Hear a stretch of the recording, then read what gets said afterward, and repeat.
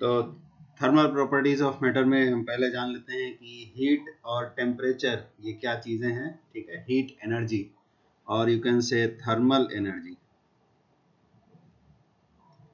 Heat energy कह सकते हैं या फिर थर्मल एनर्जी भी कह सकते हैं। तो नाम से ही पता चल रहा है कि ये भी एक एनर्जी का फॉर्म है। थर्मल एनर्जी किस तरह की एनर्जी है ये। ठीक है, अभी तक हम लोग जो पढ़ते थे वो पढ़ा था हमने मैकेनिकल एनर्जी। मैकेनिकल एनर्जी हम लोग पढ़ते थे। ठीक है, मैकेनिकल एनर्जी में दो टाइप्स पढ़े थे, क्या?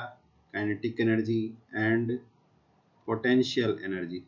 ठीक है, तो ये जो एनर्जी का टाइप है हीट एनर्जी, ये इन दोनों से थोड़ा सा अलग है। काइनेटिक एनर्जी और पोटेंशियल एनर्जी से डिफरेंट है। ठीक है, इसको क्या डिफरेंस है ये ऐसे समझा जा सकता है कि अगर हम एक कंटेनर लें, एक कंटेनर, और उसके अंदर मान लो कि ये सपोज हमारा कंटेनर है एक। ठीक है, इस कंटेनर में हमने सपोज कोई लिक्विड भर दिया, सपोज पानी ही भर दिया, इसमें हमने भर दिया पानी। ठीक, तो अगर या बलून मान लो, बलून जैसे होता है, अभी होली आने वाली है, उसमें हम लोग देखेंगे कि पानी का जो बलून होता है जिसमें हम लोग कलर भर के फेंकते हैं, मान लो ये हमारा एक बलून है। ठीक है, इस तरह से, और इसके अंदर हमने कलर भर दिया है। ठीक, तो बलून और अंदर जो पानी भरा है, कलर मिक्स किया हुआ, उन दोनों का मिला करके सपोज मास है m। तो अगर हम इस पूरे बलून और पानी को अगर देखें, ठीक है, balloon plus water, balloon plus water को अगर देखें तो ये एक सिंगल बॉडी है। ठीक है, एक सिंगल बॉडी जिसका मास है m। अब अगर इस बलून को हम v स्पीड से थ्रो करते हैं तो इस सिंगल बॉडी का यानी बलून प्लस वाटर, इसका जो काइनेटिक एनर्जी होगा वो कितना होगा, 1/2 mv²। और अगर इस बलून को, एक सिंगल बॉडी हमने मान लिया है बलून प्लस वाटर, अगर इसको हम अर्थ सरफेस से h हाइट तक ऊपर उठा देते हैं तो इसकी पोटेंशियल एनर्जी हो जाएगी mgh। तो ये वाली बातें तो हमें पता ही हैं दोनों। लेकिन जो काइनेटिक एनर्जी यानी बलून को फेंकने के लिए जब हमने स्पीड दी थी, अपनी मसल से एनर्जी खर्च करके बलून को फेंका था, तो जो मसल वाली एनर्जी थी वो बलून की काइनेटिक एनर्जी की फॉर्म में कन्वर्ट हो गई। अगर v स्पीड से फेंका तो इतनी काइनेटिक एनर्जी हो गई, और अपने हाथ की जो मसल की पावर थी उससे हमने बलून को h हाइट ऊपर उठाया तो उसकी पोटेंशियल एनर्जी हो गई mgh। बट अगर हम ऐसा करें कि वो जो एनर्जी थी मसल्स से, जो हम एनर्जी दे रहे थे बलून प्लस वाटर को, उसको हमने ना तो थ्रो किया और ना ही h हाइट ऊपर उठाया, बस एक ही जगह पर रख करके उतनी ही एनर्जी से हमने बलून को जोर जोर से हिलाया। ठीक है, जोर जोर से उसको शेक किया, तो उससे क्या होगा, वो एनर्जी जो थी, ना तो ये v स्पीड से आगे गया हमारा बलून, ना ही हमने h हाइट ऊपर उठाया, लेकिन अंदर जो पानी भरा हुआ है, अंदर जो लिक्विड है, उसको शेक किया, तो वो जो एनर्जी थी वो कहाँ गई, वो अंदर जो वाटर पार्टिकल्स थे, जो अंदर लिक्विड के पार्टिकल्स थे, उनके पास एनर्जी चली गई। ठीक है, यानी कि जो सिस्टम को एनर्जी हमने दी वो अंदर चली गई और वो इंटरनल एनर्जी के फॉर्म में इसमें स्टोर हो गई। ठीक है, अगर हमने ना तो स्पीड से फेंका और ना ही h हाइट ऊपर उठाया तो जो एनर्जी थी वो कहाँ गई, वो बलून के अंदर चली गई, उसकी इंटरनल एनर्जी की फॉर्म में स्टोर हो गई, यानी अंदर जो मॉलिक्यूल्स थे उनके पास एनर्जी चली गई। तो इसी एनर्जी को जो एक बॉडी के मॉलिक्यूल्स के पास चली जाती है, उस एनर्जी को बोलते हैं हीट एनर्जी और थर्मल एनर्जी। तो हीट एनर्जी क्या है, ये है इंटरनल एनर्जी। ठीक है, this is internal energy possessed by the molecules, possessed by the molecules of the substance। Substance के मॉलिक्यूल्स के पास जो एनर्जी चली गई है वही है हीट एनर्जी। ठीक है, इसको ऐसे एक्सपीरियंस भी कर सकते हैं, अगर घर में थर्मोमीटर हो, ज़्यादातर घरों में रहता ही है, तो ठंडा पानी लें हम एक बोतल में, थोड़ा सा, ज़्यादा नहीं, बोतल बड़ा लें, पानी थोड़ा सा लें, 1 कप मान लो पानी लिया हमने बोतल में, और उसको फ्रिज में रख दिया। तो फ्रिज में रखने से एकदम उसको फ्रीज नहीं करना है, थोड़ा सा ठंडा हो जाए तो उसका टेम्परेचर मेजरमेंट कर लो, कितना टेम्परेचर दिखा रहा है थर्मोमीटर में। फिर उस बोतल को हम जोर से अगर शेक करें, ठीक है, बोतल को अगर हम जोर से शेक करें कुछ देर तक हिलाते रहें, मान लो पूरी काफ़ी ताकत से हिलाया, ठीक है, थोड़ा बहुत हिलाने से मैं नहीं पता चलेगा, उसको ज़ोर ज़ोर से हिलाया। फिर उसके बाद टेम्परेचर अगर मेजर करोगे तो तुम्हें ज़्यादा टेम्परेचर थर्मोमीटर में दिखाई देगा, क्योंकि जो तुमने एनर्जी खर्च की उस बॉटल को शेक करने के लिए, वो एनर्जी अंदर वाटर मॉलिक्यूल्स के पास चली गई, ठीक है। तो टेम्परेचर बढ़ गया तो इसका मतलब है कि वहाँ पर हीट एनर्जी आ गई है, जो मैकेनिकल एनर्जी हमने खर्च की वो हीट एनर्जी में कन्वर्ट हो गई, ठीक है। तो heat is a form of energy जो सब्सटेंस के मॉलिक्यूल्स के पास स्टोर हो जाती है, that energy is called heat energy, ठीक। अब हीट एनर्जी है, एनर्जी का फॉर्म है, तो इसका यूनिट क्या होगा? तो एनर्जी का जो यूनिट होता है वो जनरली होता है जूल, ठीक है। हीट एनर्जी एक अलग टाइप की एनर्जी है, अलग क्या मतलब, मैकेनिकल जो हमने पढ़े थे काइनेटिक और पोटेंशियल, उससे डिफरेंट है। तो इसके लिए हम एक अलग यूनिट यूज करते हैं, उस यूनिट को बोला जाता है कैलोरी, ठीक है, इसको कैलोरी कहते हैं। लेकिन है तो एनर्जी ही, इट मीन्स कि कैलोरी और जूल का भी कोई रिलेशन होगा। तो ये रिलेशन पता लगाया था जूल ने, जूल एक इन्वेंटर थे, उनका नाम था, ठीक है, फिजिसिस्ट थे, उनका नाम था जूल। तो जूल ने ही ये रिलेशन पता लगाया था, तो उन्हीं को सम्मान देने के लिए एनर्जी के यूनिट को जूल कहा जाता है। तो उन्होंने क्या पता लगाया था कि 1 किलो कैलोरी यानी जो हीट एनर्जी है उसका मैकेनिकल इक्विवेलेंट क्या है, यानी कि कितना मैकेनिकल वर्क करेंगे तो 1 किलो कैलोरी हीट एनर्जी हमें मिलेगी। तो 1 kilo calorie is 4.18 into 10⁻³ joule, समझ में आया?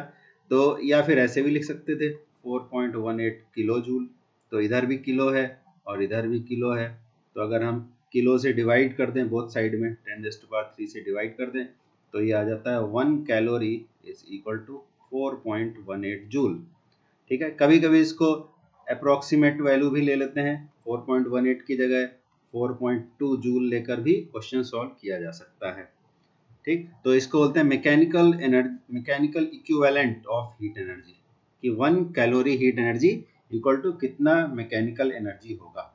क्लियर? तो यहाँ तक बात समझ में आ गई।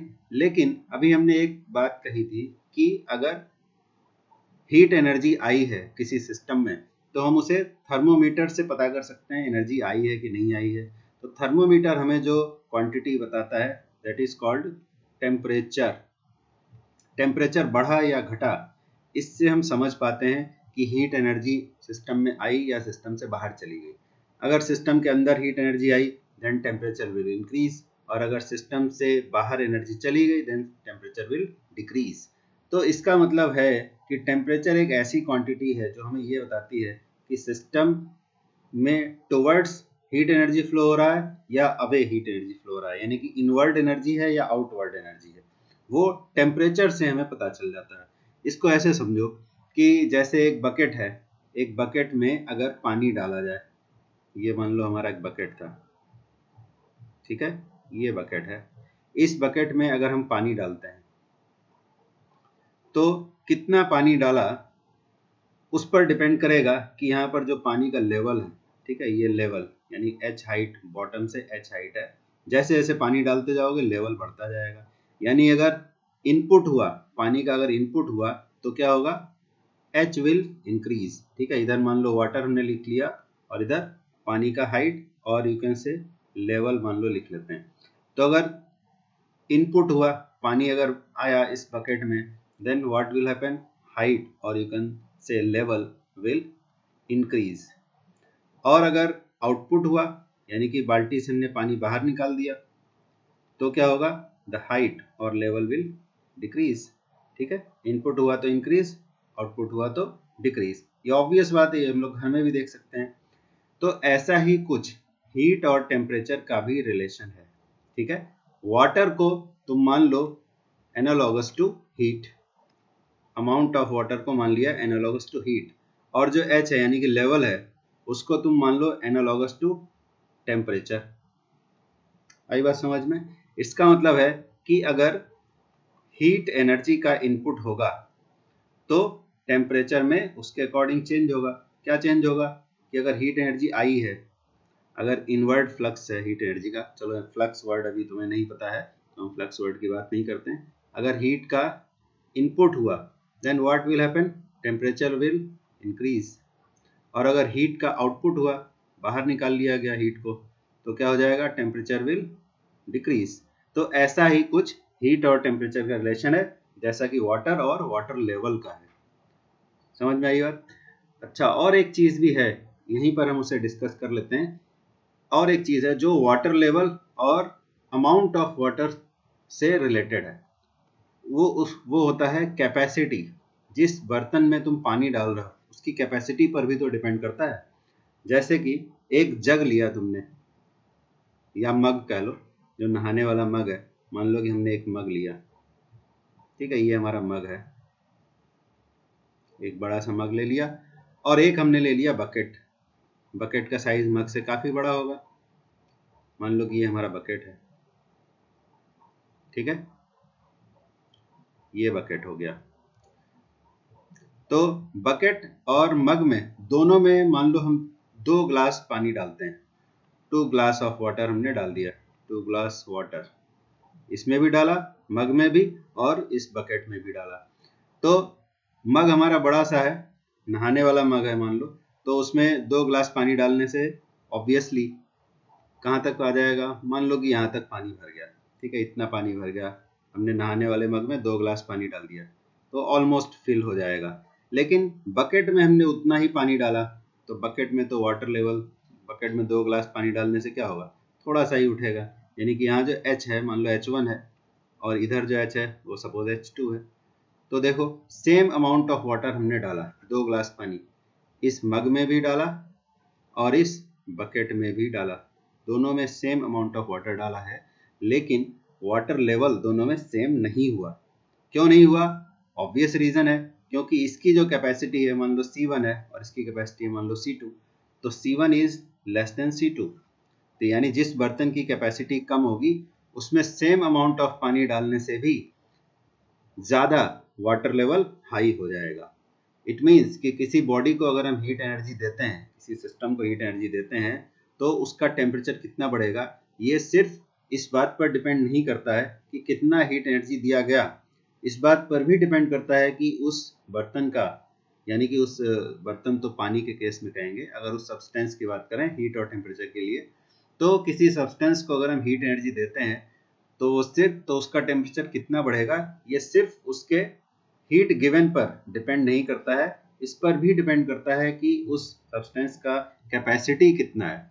तो यहाँ जो कैपेसिटी है बकेट और मग वाले केस में, वो वॉल्यूम से रिलेटेड है। This is related to volume, कितना वॉल्यूम है, क्योंकि हमें पानी का वॉल्यूम इसमें डालना है, ठीक है। लेकिन जब हम बात करेंगे हीट और टेम्परेचर की, तब जो कैपेसिटी होती है उस कैपेसिटी को हम लोग बोलते हैं हीट कैपेसिटी, ठीक है, हीट कैपेसिटी उसको कहा जाता है। आई बात समझ में? फॉर एग्जाम्पल, अगर वुड का एक चेयर हो और एक आयरन का चेयर हो, ठीक है, दोनों धूप में रखे हुए हैं, दोनों को मान लो 5 घंटे के लिए धूप में रखा गया, आजकल धूप बहुत तेज है, 5 घंटे के लिए मान लो धूप में रखा गया, वुड का चेयर है और आयरन का चेयर है, दोनों बिल्कुल एक जैसे हैं, आइडेंटिकल, सिर्फ मटेरियल अलग है, एक वुड है एक आयरन है। तो दोनों को सेम टाइम के लिए अगर धूप में रखा गया, इट मीन्स दोनों को ही एक बराबर हीट एनर्जी मिली होगी।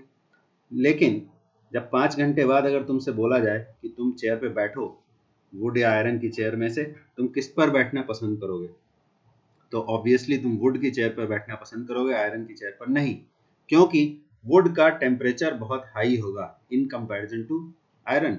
ऐसा वुड और आयरन दोनों को अगर धूप में रखेंगे तो किसका टेम्परेचर हाई होगा, वुड का या आयरन का? तुम किस पर बैठना पसंद करोगे, जिसका टेम्परेचर कम होगा। तो वुड का टेम्परेचर कम होगा और आयरन का टेम्परेचर ज्यादा होगा, जबकि दोनों को same amount of heat energy मिला है, ठीक है। तो ऐसा इसलिए कि वुड की जो हीट कैपेसिटी है मान लो वो CW है, और आयरन की जो हीट कैपेसिटी है वो मान लो CI है। तो CW इज व्हाट, इधर देखो इस डायग्राम से समझ में आ जाएगा कि सेम अमाउंट ऑफ पानी डाला तो किस में लेवल ज्यादा हाई हुआ, जिसकी कैपेसिटी कम थी। और ऐसे ही वुड और आयरन में कंपेयर कर लो, दोनों को same amount of heat energy मिला, टेम्परेचर किसका हाई ज्यादा हुआ, आयरन का। तो हाई टेम्परेचर किसका हो जाएगा, जिसकी कैपेसिटी कम होगी, यानी वुड की कैपेसिटी आयरन की कैपेसिटी से ज्यादा है। कौन सी कैपेसिटी, हीट कैपेसिटी, ठीक है। अब यहाँ पर बार बार बात हो रही है टेम्परेचर की, तो अगर तुमसे कोई पूछता है कि टेम्परेचर क्या चीज होती है, अभी जितना हमने डिस्कशन किया है उससे ये बात समझ में आ गई होगी कि टेम्परेचर क्या चीज़ है। ठीक है, तो टेम्परेचर वो चीज़ है जिससे हमें ये पता चलता है कि कोई ऑब्जेक्ट कितना गर्म है या कितना ठंडा है। यानी कि टेम्परेचर हमें बताता है degree of hotness, degree of hotness और कोल्डनेस, कि वो ऑब्जेक्ट कितना गर्म है या कितना ठंडा है। अब हॉटनेस और कोल्डनेस का मतलब क्या होता है कि जब हम किसी ऑब्जेक्ट को टच करते हैं, सपोज हमने चाय का गर्म कप लिया उसको टच किया, या ठंडे पानी का ग्लास लिया उसको टच किया, तो टच करने से हमें जो चाय का कप है, गर्म चाय का कप, वो उसको हम बोलते हैं कि हॉट है, और पानी जो था उसको बोलेंगे कोल्ड है। कैसे पता चला? तो हमने कहा कि नहीं, इस चाय वाले कप का टेम्परेचर ज़्यादा है और पानी वाले कप का टेम्परेचर, ठंडे पानी वाले कप का टेम्परेचर कम है। यानी कि हमने हॉटनेस और कोल्डनेस की बात कही है। ठीक है, तो इसका मतलब है कि टेम्परेचर ज़्यादा है या टेम्परेचर कम है वो हम कब कहते हैं? जब हमें ठंडा या गर्म लगता है। हमने स्किन को, हमारे स्किन में अगर हीट एनर्जी का इनपुट हो गया, इनफ्लक्स अगर हो गया, तो हम कहेंगे कि ये कप जो है गर्म है, और अगर हमारे हाथ से हीट एनर्जी उस कप में चली गई तो हम कहेंगे कि कप ठंडा है। तो इसका मतलब है कि टेम्परेचर ही ये डिसाइड करता है कि किस तरफ से किस तरफ हीट एनर्जी का फ्लो होगा। तो टेम्परेचर क्या चीज़ है? डिग्री ऑफ हॉटनेस और कोल्डनेस है। और हॉटनेस और कोल्डनेस का मतलब क्या है कि हमारे, अगर टच करने की बात करें, थर्मोमीटर नहीं है तो हम छू कर ही बताएंगे। कितना एग्जैक्टली है ये बताना पॉसिबल नहीं है, बट फिर भी हम कंपैरिजन से बता सकते हैं which one is hotter which one is colder. तो अगर हमारे हाथ से हीट एनर्जी उस बॉडी में गई तो हम कहेंगे कि वो बॉडी ठंडी है, और अगर उस बॉडी से हमारे हाथ में हीट एनर्जी आ गई तो हम कहेंगे कि वो बॉडी गर्म है। ठीक है, तो अब हमारे हाथ से अगर कप में बॉडी, कप जो बॉडी था हमारा एक, जिसका हम लोग टेम्परेचर कंपेयर कर रहे थे, हमारे हाथ से अगर उसमें हीट एनर्जी चली गई तो हम उसको कहेंगे ठंडा। इट मीन्स कि हीट एनर्जी का फ्लो टेम्परेचर से डिसाइड होता है। ठीक है, मान लो कि दो बॉडीज हैं, एक ये बॉडी नंबर, इसका नाम लिख देते हैं ए, नंबर की वजह चलो नाम दे देते हैं, और ये एक दूसरा बॉडी है जिसका नाम है बी। इसका टेम्परेचर है मान लो T1 और इसका टेम्परेचर है T2। ठीक है, तो हीट एनर्जी का फ्लो किधर से किधर होगा? If T1 is greater than T2, मान लो कि इसका टेम्परेचर हाई है और इसका टेम्परेचर लो है। अगर टेम्परेचर से नहीं समझ पा रहे हैं तो फिर वही जो बकेट वाला एग्जांपल था, किस बर्तन से किस बर्तन में पानी जाता है ये हमें ऑलरेडी पता है। जिसमें हायर लेवल होता है, अमाउंट ऑफ वाटर से कोई मतलब नहीं है, लेवल किस में हाई होगा। देखो यहाँ पर समझने की कोशिश करते हैं इसी बात को। मान लो कि हमने दो बर्तन ले लिए, एक ये ऐसा एक बर्तन ले लिया, एक ऐसा वेसल ले लिया जिसका एरिया ऑफ क्रॉस सेक्शन बहुत कम है, और एक ऐसा बर्तन ले लिया जिसका एरिया ऑफ क्रॉस सेक्शन ज़्यादा है। मान लो कि एक ऐसा बर्तन ले लिया, ठीक है, और दोनों में पानी भर दिया। सपोज ये जो हमारा सेकंड नंबर वाला जो वेसल था उसमें हमने इतना पानी भर दिया, ये इसमें पानी भर दिया है, और ये जो दूसरा वाला वेसल था इसमें हमने यहाँ तक पानी भर दिया। तो अब तुम देख सकते हो कि कौन से वाले वेसल में पानी ज़्यादा है। ये मान लो 1 है और ये 2 है। ठीक है, तो यहाँ क्लियरली दिखाई दे रहा है कि 2 वाले में वॉल्यूम ऑफ वाटर ज़्यादा है, इसमें ज़्यादा पानी है सेकंड वाले में। 1 वाले में कम है, लेकिन अगर हाइट कंपेयर करें, 1 वाले में हाइट है मान लो h1 और सेकंड वाले में हाइट है मान लो h2। ठीक है, तो अगर हम कनेक्ट कर देंगे इन दोनों वेसल्स को, अगर हम एक पाइप लगा के कनेक्ट कर दें इस तरह से, मान लो कि हमने यहाँ एक पाइप लगा दिया इधर, ठीक है, और किधर से किधर पानी जाने लगेगा? 1 से 2 की तरफ जाने लगेगा, क्योंकि h1 is greater than h2। तो अमाउंट ऑफ वाटर किस में ज़्यादा है इससे कोई मतलब नहीं है। 2 वाले में पानी ज़्यादा है, 1 वाले में कम है, फिर भी 1 से 2 में पानी जा रहा है। क्यों? क्योंकि इसमें वाटर लेवल हाई है और सेकंड वाले में वाटर लेवल लो है। ठीक है, तो इसी तरह से अभी जैसे हमने क्या कहा था कि टेम्परेचर पर डिपेंड करेगा कि किधर से किधर हीट एनर्जी का फ्लो होगा। अगर T1 ग्रेटर देन T2 है तो हीट एनर्जी का फ्लो किधर से किधर होगा? A से B की तरफ होगा। ठीक है, हीट एनर्जी का फ्लो किधर से किधर होगा? 1 से 2 की तरफ होगा। और अगर होता T2 ग्रेटर देन T1 तो हीट एनर्जी का फ्लो B से A की तरफ हो जाता। ठीक, तो हीट का फ्लो किधर से किधर हो रहा है इसमें? A से B की तरफ। और अगर T2 बड़ा है तो हीट एनर्जी का फ्लो किधर से किधर होगा? B से A की तरफ होगा। ठीक है, आ गई बात समझ में? तो temperature is like analogous to level of water in vessels. तो ये एनोलॉजी वाली बात हम फिर से एक बार समराइज कर देते हैं ताकि तुम्हें समझने में आसानी हो। कभी भी तुम्हें अगर डाउट हो कि किधर से किधर हीट एनर्जी का फ्लो होगा तो ये एनालॉगस वाला केस तुम कंपेयर कर लेना, तो तुम्हें समझ में आ जाएगा आसानी से। ठीक है, क्या कंपैरिजन करेंगे कि जैसे वाटर है, वाटर के एनालॉगस क्या होगा? Amount of heat energy, amount of heat energy. ठीक है, और वाटर लेवल अगर कहेंगे हम, water level, it is analogous to level of, lever लिख दिया है, क्या लिखना चाहिए था हमें? Water level is analogous to temperature, water level होगा टेम्परेचर के एनालॉगस। और इधर जो वॉल्यूम होगा, यानी कि जिसको हम कैपेसिटी भी कह सकते हैं, वॉल्यूम जो होगा यानी कि हम इसे कैपेसिटी भी कह सकते हैं। तो volume of vessel is equivalent to heat capacity, वो heat capacity of the substance के बराबर होगा, of the body not substance. ठीक है, दोनों में डिफरेंस है, आगे हम लोग डिस्कस करेंगे कि हीट कैपेसिटी ऑफ बॉडी कहें या हीट कैपेसिटी ऑफ सब्सटेंस कहें।